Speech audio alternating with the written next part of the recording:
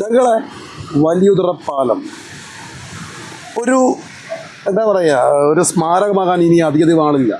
ഇനി വരുന്ന അടുത്ത കടലിൽ എന്തെന്ന് പോലും പറയാൻ പറ്റില്ല. പക്ഷേ ഈ പാലത്തിനെ കുറിച്ചും പാലം കൊണ്ട് ജീവിക്കുകയും ചെയ്ത ലിജിൻ എൻ്റെ കൂടെയുണ്ട്. ലിജിന് പറയാനുണ്ടാകും ഒരുപാട് കഥകൾ ഈ പാലത്തിനെ കുറിച്ച്, ഇപ്പോഴത്തുള്ള അവസ്ഥയും ഇവർക്ക് എന്താണ് ഇപ്പോൾ ഇതുകൊണ്ട് നഷ്ടം എന്നുള്ളത് നമുക്ക് ചോദിച്ചു നോക്കാം. ഹായ് ലിജിൻ, എന്തുണ്ടോ എങ്ങനെ എന്ത് പറയുന്നത് പാലത്തെക്കുറിച്ച്? ആയിട്ടേട്ടാ, എനിക്ക് പറയാനുള്ള ഒന്നേ ഉള്ളൂ, ഈ പാലം കൊണ്ടാണ് നമ്മൾ ജീവിച്ചുകൊണ്ടിരുന്നത്. ഒന്നാമത്തെ കേസ്, ഈ പാലം കൊണ്ടാണ് ജീവിച്ചുകൊണ്ടിരിക്കുന്നത്, ഇപ്പോഴും ജീവിച്ചുകൊണ്ടിരിക്കുന്നത്. ഇപ്പം ഭയങ്കര ബുദ്ധിമുട്ടാണ്. ഇവിടെ നിന്ന് ആ കാണുന്ന കല്ല് കണ്ട, ആ കാണുന്ന കല്ല്, ആ കാണുന്ന കല്ലിൻ്റെ അവിടെ നിന്നാണ് ഞങ്ങൾ നീന്തി ഇതുവഴി കയറി ഇവിടെ റോപ്പ് ഇട്ടിട്ടുണ്ട്. ഈ കാണുന്ന റോപ്പ്, ഈ റോപ്പ് വഴി കയറിപ്പോയി എൻ്റെ കാല് കണ്ട, എൻ്റെ കാല് വന്നിട്ട് മൊത്തം തഴമ്പിച്ച് ഈ നഖങ്ങളൊക്കെ പോയേ കയറിയാണ് എനിക്ക് പറ്റിയത്. ഭയങ്കര ബുദ്ധിമുട്ടാണ് കയറി ജോലി ചെയ്യാൻ വേണ്ടി. അതേ രീതിക്ക് ഇവർ എന്തെങ്കിലും ഒരു കല്ലെങ്കിലും അടുക്കി തന്നെന്നുണ്ടെങ്കിൽ നമുക്ക് അതൊരു വലിയൊരു ഉപകാരം. ഒത്തിരി ഒരു കല്ല് ഒരു പൊക്കത്തിന് നടന്നു പോകേണ്ട രീതിക്ക് എത്ര ആൾക്കാർ അവിടെ നിന്ന് മീൻ വിൽക്കുന്ന ആൾക്കാരെ കണ്ട, എത്ര ആൾക്കാരെന്ന് പറയാം പാലത്തിൽ ജോലി ചെയ്യുന്ന ആൾക്കാർ. നമ്മൾ പാലം കൊണ്ടാണ് ജീവിക്കുന്നത്, ഇല്ലെന്ന് ഞാൻ ഒരിക്കലും പറയത്തില്ല. കാലവർഷം ഇനി വരുന്ന ന്യൂനമർദ്ദം അത് ഇതൊക്കെ ബേസ് ചെയ്യാൻ വേണ്ടി ഈ പാലം നിൽക്കത്തില്ല എന്ന് പറഞ്ഞാൽ ഈ ബേസ്മെന്റ് വരെ പോയി. ഇതിൽ 3 ബേസ്മെന്റാണ് ഇരിക്കുന്നത്. ഒന്ന് വന്നിട്ട് ഇവിടുത്തെ ഒരു ബേസ്മെന്റ്, പിന്നെ ഒന്ന് വന്നിട്ട് കെട്ടിടത്തിനടുത്താണ്, കെട്ടിടത്തിനടുത്ത ഒരു ബേസ്മെന്റ്, പിന്നെ നെറ്റി എന്ന് പറയുമ്പോൾ നമ്മൾ ആ മൊത്തത്തിൽ അടിഭാഗത്ത് പോയോണ്ട് എനിക്കറിയാം. ആ കറക്റ്റ് ആയിട്ട് ആ വരുന്ന ഒരു ഭാഗം എന്ന് പറയുമ്പോൾ അവിടെ പൊട്ടിയാണ് നിൽക്കുന്നത്. അപ്പൊ ഈ 3 പീസായിട്ടാണ് പാലം ചെയ്തിരിക്കുന്നത്. നിൽക്കുന്ന എന്റെ അച്ഛനാണ്. അതുകൊണ്ട് പുള്ളിക്കാരന് 60 വയസ്സായി. 60 വയസ്സായിട്ട് ഇവിടെ നിന്ന് നീന്തിയാണ് പോയി ജോലി ചെയ്യുന്നത്. ഇപ്പൊ നിൽക്കുന്നത് ഞാൻ ലൈവായിട്ട് കാണിച്ചു തരാം. ഒരു മാർഗവും ഇല്ല ജീവിക്കാൻ വേണ്ടി. അങ്ങനെ നിൽക്കുന്ന എന്റെ അച്ഛനാണ്. ലിജിന്റെ അച്ഛനാണ് അങ്ങ് ദൂരെ നിൽക്കുന്ന അച്ഛനാണ്. 60 വയസ്സായ പുള്ളി അവിടെ അപ്പൊ അച്ഛൻ എന്ന് പറഞ്ഞാൽ അച്ഛന്റെ കൂടെ ഇനിയിപ്പോ ഞാനും കൂടെ പോണം പണിക്ക്. അവിടെ പോയിട്ട് ഇത് അച്ഛൻ ഇത്രയും ഈ 60 വയസ്സായിട്ട് അച്ഛൻ നീന്തി പോണ, ഇങ്ങനെ പോരുന്നാലും എത്ര മീറ്റർ നീളമുണ്ട്, ഇതുവരെ നീന്തി പോകും. എന്തെങ്കിലും ഒരു കാര്യം വന്നു കഴിഞ്ഞാൽ ആൾക്കാർ പറയുന്നത് വയസ്സങ്ങാലം വീട്ടിൽ കിടന്നൂടെ എന്നാണ് ആൾക്കാർ പറയുന്നത്. പക്ഷെ ഇത് നന്നാക്കി തന്നെന്നുണ്ടെങ്കിൽ ഞങ്ങൾക്ക് നടന്നു പോകാം. നടപ്പാതെ ശരിയാക്കി തന്നാൽ വേറൊന്നും വേണ്ട, നടന്ന് അവിടം വരെ എത്തണം. ഒരുപാട് ആൾക്കാർ എന്ന് പറഞ്ഞാൽ, കാരണം ഇപ്പൊ ഒരു ചായ കുടിക്കാൻ വരെ ഒരു നിവൃത്തിയില്ലാതെ കുറെ ആൾക്കാർ ഇവിടെ നടക്കുന്നുണ്ട്. എന്തെങ്കിലും ഒരു രക്ഷപ്പാട്. നിങ്ങള് 100 കൂട്ടം കാര്യങ്ങൾ വിടിയത്ത് അവിടെ ഇവിടെയൊക്കെ ചെയ്യുന്നു. അതിൽ ഒരു ഭാഗം വേണ്ട, ഒരു ശതമാനം മതി. ഇവിടെ നിന്ന് നടപ്പാൽ എത്ര വരും? ഒരു കൂടിപ്പോയി കഴിഞ്ഞാൽ ഒരു നമ്മൾ അത്ര ഒരു ജസ്റ്റ് ഒരു ഈ കാണുന്ന ഒരു ഗ്യാപ്പ്, ആ ഗ്യാപ്പ് അതെ ഇവിടെ കൊണ്ടിട്ടിരുന്നായി നമ്മൾ കയറിപ്പോവും. നമുക്ക് കയറിപ്പോ ഞങ്ങൾ സ്വന്തമായിട്ട് ചെയ്യാന്ന് പറഞ്ഞു. അപ്പൊ ആൾക്കാർ ഗവൺമെന്റ് പറഞ്ഞു ഇതിനകത്ത് കയറാൻ പറ്റരുതാ, എത്ര നാളായതാ ഇവിടത്തെ ഈ പൂട്ടൊക്കെ ദ്രവിച്ചു പോയി, എന്നിട്ട് അവർ പുതിയ പൂട്ടൊക്കെ ഇട്ടിരിക്കുകയാണ്. അങ്ങനത്തെ ഒരു അവസ്ഥ.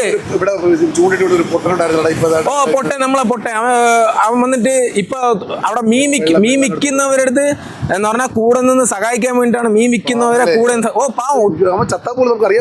സംഭവം സംസാരിക്കാനും പറ്റൂല, ചെവിയും കേൾക്കൂല പുള്ളിക്കാരന്. അയാൾ വന്നിട്ട് ഇവിടെ എന്ന് പറഞ്ഞാൽ ഈ സൈഡ് വന്നിട്ട് നിൽക്കുന്ന അയാളുടെ ഒരു അവസ്ഥ എന്ന് പറഞ്ഞു കഴിഞ്ഞാൽ, ഇവിടെ നമ്മുടെ കയ്യിൽ ഫണ്ടുണ്ട്, നമ്മുടെ കയ്യിൽ എന്തെങ്കിലും ഉണ്ടെങ്കിലേ നമുക്ക് കൊടുക്കാൻ പറ്റുള്ളൂ. ആ കൊടുക്കാൻ പറ്റാത്ത ഒരു അവസ്ഥയാണ്. കാരണം ഒരു നേരം ആഹാരം കഴിക്കാൻ വേണ്ടിയിട്ട് അയാൾ അത്ര രീതിക്ക് ബുദ്ധിമുട്ടാണ്. അങ്ങനത്തെ അവസ്ഥയാണ്. ഇതിനപ്പം നമുക്ക് ഈ അധികാരികളോടെല്ലാം എന്താണ്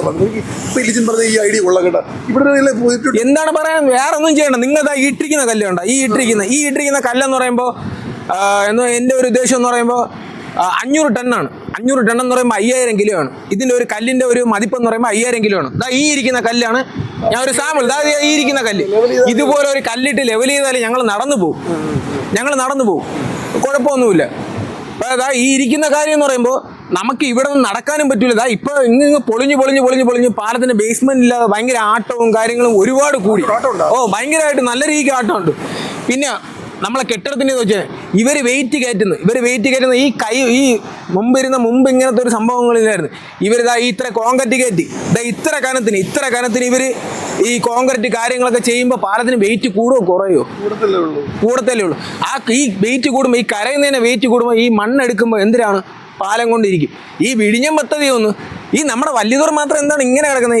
ഇവർ ചെയ്യുന്ന എവിടെയെന്ന് അറിയാം, വിഴിഞ്ഞത്ത് ചെയ്യുന്നുണ്ട്. ഇപ്പൊ അങ്ങോട്ട് പോണ വാക്കില്ലല്ലോ, എല്ലായിടത്തും പുരോഗമനമുണ്ട്. നമ്മുടെ ഇവിടെ മാത്രം വലിയതുറ ബേസിൽ ആ കാണുന്ന പള്ളി പോലും കെട്ടാൻ വേണ്ടിയിട്ട് അങ്ങനത്തെ ഒരു അവസ്ഥയിലാണ് നമ്മളിവിടെ ഇരിക്കുന്നത്. ജോലി ചെയ്യാൻ വേണ്ടി ആരെ ദ്രോഹിക്കാനോ പിടിക്കാനോ ഒന്നുമല്ല, നമുക്ക് ഇത്തിരി ജോലി ചെയ്യണം, നമ്മളെ കൊണ്ട് പറ്റും ജോലി ചെയ്യാൻ വേണ്ടി. ഞാൻ രാത്രി വരെ പോയി മീൻ പിടിക്കുന്ന വ്യക്തിയാണ്. തീർച്ചയായിട്ടും ആരെങ്കിലും എന്തെങ്കിലും രീതിക്ക് സഹായിക്കുന്നുണ്ടെങ്കിൽ സഹായിക്കുക, അതേ പറയാനുള്ളൂ. ലിജിൻ പറഞ്ഞത് കേട്ടോ, ലിജിൻ പറയുന്നത് കേൾക്കണം. കണ്ട, ഇത് സത്യമാണ്. ഞാനും അത്ര ചിന്തിച്ചില്ല. ഞാൻ വിചാരിച്ച് പാലത്തേക്ക് ലിജിൻ പറഞ്ഞ ശരിയാണല്ലോ, ഒരു പുലിമുട്ടിട്ടാൽ മതിയല്ലോ. പുലിമുട്ടോട്ട് അവിടെ വേണ്ടിയിട്ട് അല്ല ലിജിൻ ക്ലോസ് ചെയ്ത് കഴിഞ്ഞാൽ ഇവർക്ക് കയറി പോവാം. കർക്കിടകത്തിന് ഒരൊറ്റ ഉപാധി മാത്രം, ഇത് മാത്രമേ ഉള്ളൂ. തീർച്ചയായിട്ടും. ഓ, അത് മതി. ആ സമയത്ത് അല്ലെന്നുണ്ടെങ്കിൽ ഈ പുള്ളിക്കാരെന്താ ഈ സമയത്ത് നോക്ക് അതുകൊണ്ട് അവിടെ പോയിട്ട് ഇത്രയും സമയത്ത് നിന്ന് മീൻ പിടിക്കേണ്ട വല്ല കാര്യമുണ്ടോ? കാരണം അവർക്ക് ആഹാരം കഴിക്കാൻ നമ്മളെ വീട്ടിൽ തന്നെ. എന്നാലും ഞാൻ ഉദാഹരണം പറയുന്നത്, അങ്ങനെ പറയുമ്പോഴേ ഇപ്പൊ നമുക്ക് തീരയില്ല, എത്രയോ ആൾക്കാർ അങ്ങനെ ഉള്ളൂ. ഇപ്പൊ 60 വയസ്സ് എന്റെ അച്ഛൻ ഇവിടെ നീന്തി പോകണം. ഇപ്പൊ അവർക്ക് ചിലപ്പോൾ വള്ളത്തിൽ കയറി പോകാൻ പറ്റുമായിരിക്കും, അച്ഛന് തണുപ്പ് കൊള്ളാൻ പറ്റത്തില്ല. അതുകൊണ്ട് അയാൾ നീന്തി ഇപ്പൊ രാവിലെ സമയത്ത് അല്ലെങ്കിൽ ഉച്ച സമയത്ത് നീന്തി പോകണം. നീന്തി പോയി എന്തെങ്കിലും അഥവാ വല്ല പറ്റിപ്പോയി കഴിഞ്ഞാൽ നാട്ടുകാർ പറയുന്നുണ്ടെന്നറിയാമോ?